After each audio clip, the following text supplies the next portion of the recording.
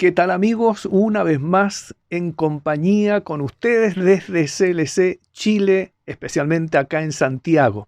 Esta semana hemos tenido unas semanas con énfasis en testimonios, grandes hombres que han impactado la vida a nivel internacional, pero también a nivel local, a través de sus libros que hemos recomendado y que han edificado la vida de tantas personas. Quiero decir que hoy día también queremos escuchar un testimonio de lo que produce el impacto del Evangelio en la vida de un hombre o de una mujer que tiene un encuentro con Dios. En esta mañana tengo aquí a mi lado a un colaborador nuestro, Ricardo, que ha estado con nosotros en estos días en CLC, y quisiera preguntar, Ricardo, ¿cómo fue tu vida antes de venir a Cristo y en qué has notado el poder del Evangelio en tu vida? Bueno, primero crecí en una familia disfuncional. Crecí con mis dos padres, ambos estuvieron un tiempo en las drogas, mi mamá también, mi padrastro. Y bueno, transité por el Sename, estuve dando botes, también tenía a mi mamá, sí, que se preocupaba mucho por mí, pero no tenía una base firme, en cuanto a la familia, en cuanto a lo valórico, y en mi adolescencia pasé por un grupo anarquista hasta que una depresión fuerte me impulsó a buscar al Señor. Bueno, el Señor tomó ese medio para acercarme a Él y de ahí en adelante he estado sirviendo a nuestro Señor.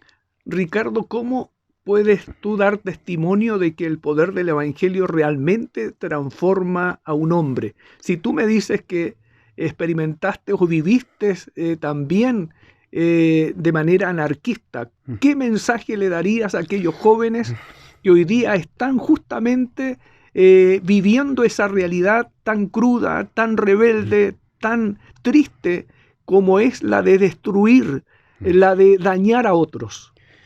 Bueno, aquel que es anarquista se supone que no debería ejercerse como una autoridad sobre otro, pero aquellos que ejercen violencia y son anarquistas ejercen la autoridad de la violencia sobre otras personas, por lo tanto tienen poder sobre otras personas.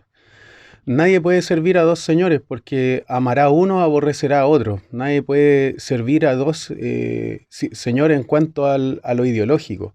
Nosotros que somos cristianos no podemos participar o militar en grupos que en el fondo atentan contra otras personas o que son violentistas o que erigen líderes que de alguna manera podrían hacerle daño a otras personas. Entonces, desde esa base podemos decir que ambas ideologías, tanto el anarquismo como el cristianismo, se auto excluyen.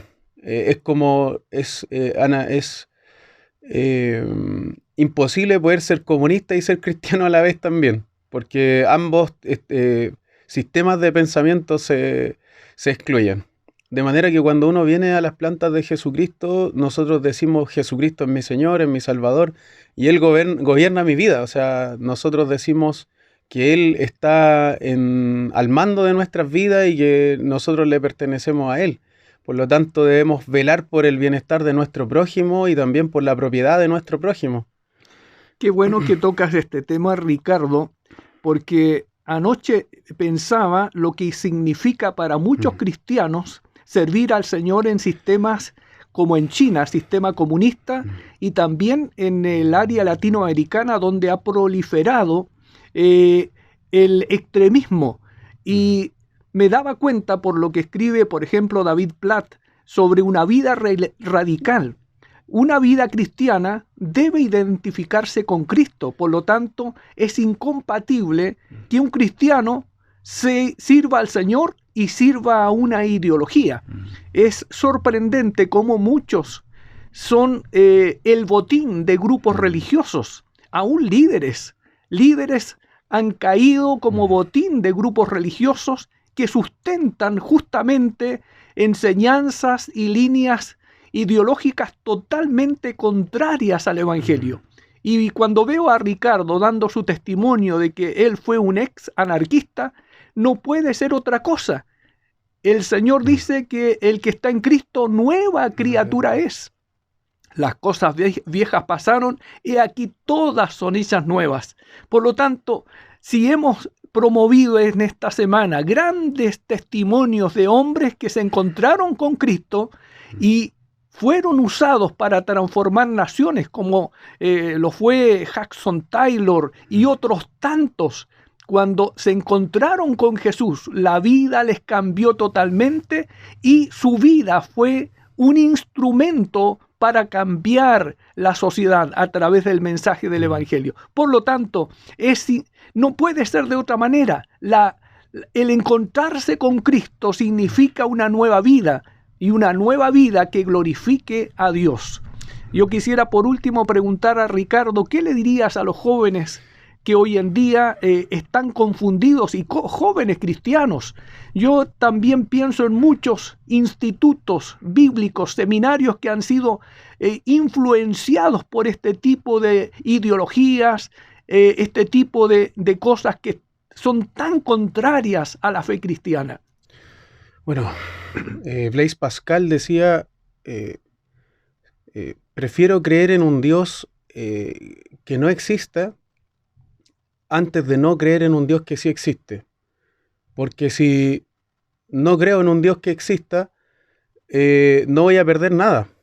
Pero si de alguna manera niego la existencia de un Dios que existe, voy a tener que dar cuenta de mi actitud de rechazo. Bueno, él sostiene eso, que es una pieza fundamental en cuanto al argumento de que nosotros creemos en Dios. Sabemos que existe una ley moral.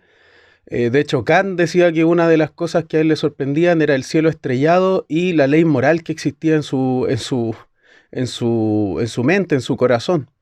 Por lo tanto, un llamado a los jóvenes es que no sucumban ante las presiones del grupo, que no sucumban ante tanto profesores como líderes que muchas veces pueden estarles presionando de alguna u otra forma a que abandonen lo que ustedes creen. O sea, eso es una cosa fundamental y que se ve con cierto buenismo en algunos grupos de jóvenes el coquetear con ciertas ideas, tendencias ideológicas.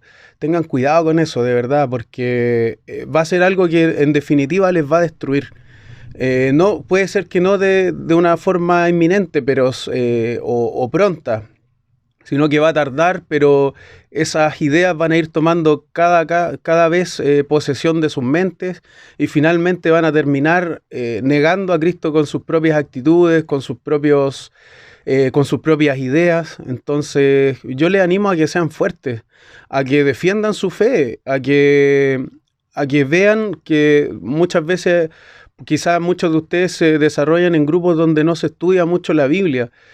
Sean ustedes líderes en cuanto al estudio bíblico, pónganse como estandartes de la fe en el sentido de que sepan ustedes dar argumentos lógicos y también que sean razonables.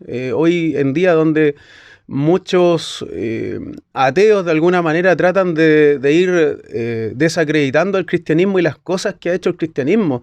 Y nosotros vemos que históricamente eso es algo imposible. O sea, gracias al cristianismo existen las universidades, existen los hospitales, los orfanatos que nacen en Roma y hoy día los centros de rehabilitación para drogadictos. De hecho, de muchos presos que ingresan a cárceles donde hay cristianos, muchos de ellos tienen una conversión real. Es cierto que muchos reinciden, pero en realidad son los menos. De hecho, hay un estudio de sociología que sostiene que la mayoría de los presos que se convierten en cristianos protestantes, evangélicos, no vuelven a reincidir. Y eso es algo que Dios hace a través de su palabra. Hay gente que sinceramente se acerca a Cristo y eso nosotros no debemos negarle. O sea, yo en este caso era una persona que luché contra carabineros, hice barricadas, nos tomamos el Liceo Villa La Pintana en el año 2005, 2006, cuando fue esta primera revuelta estudiantil. De hecho, llegué a ser líder de toma. Y tenía una ideología anarquista, obviamente influenciada por mis profesores, pero no tenía una base cristiana. Por lo tanto, aquellos que creen en Dios y aquellos que han crecido en una iglesia tienen incluso más responsabilidad que aquellos que en algún momento no sabíamos. Así que sean fuertes y sean valientes. Eso es mi llamado. Muchas gracias, Ricardo. De esto me doy cuenta que la vida cristiana debe mostrarse a través de los hechos. Es imposible ser cristiano y no identificarse con la Escritura, con lo que Jesús dijo. Por lo tanto, en esta oportunidad es la ocasión para hacer un llamado a aquellos que realmente son hijos de Dios. En las últimas investigaciones sobre el cristianismo en Chile, ¿saben lo que sorprendentemente se informa? Es que el evangélico real es solo un 6% de creyentes en Chile. No es el 20% como muchos proclaman. ¿Por qué? Porque hay muchos que asisten a la iglesia, son muchos que son nominales, pero en su vida cristiana no hay ni una muestra de un testimonio cristiano, de un testimonio que se identifiquen realmente con Jesús.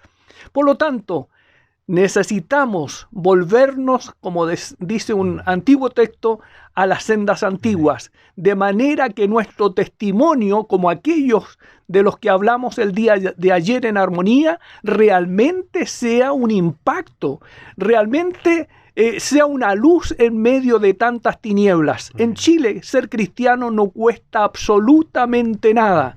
En otros países cuesta cárcel, persecución, pérdida de familia. Hoy en día en Chile hasta es un estatus ser cristiano. Hasta políticos se hacen llamar cristianos porque encuentran un buen botín como de apoyo en el mundo cristiano, pero en su vida no es un testimonio, no es un impacto. Por lo tanto, volvámonos a Dios. Volvámonos porque en Cristo realmente se vive una nueva vida. Muchas gracias y muchas bendiciones.